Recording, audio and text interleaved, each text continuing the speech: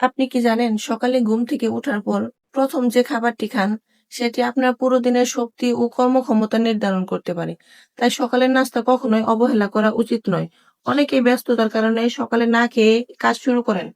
কেউ ভাবেন ওজন কমবে, আবার কেউ মনে করেন সময় বাঁচবে।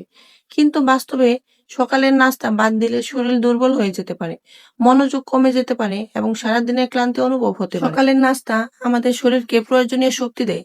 সারা রাত না খেয়ে থাকার পর সকালে শরীর নতুন করে জ্বালানি পায় খাবারের মাধ্যমে। তাই নাস্তায় এমন খাবার রাখা উচিত যা পুষ্টিকর ও স্বাস্থ্যকর।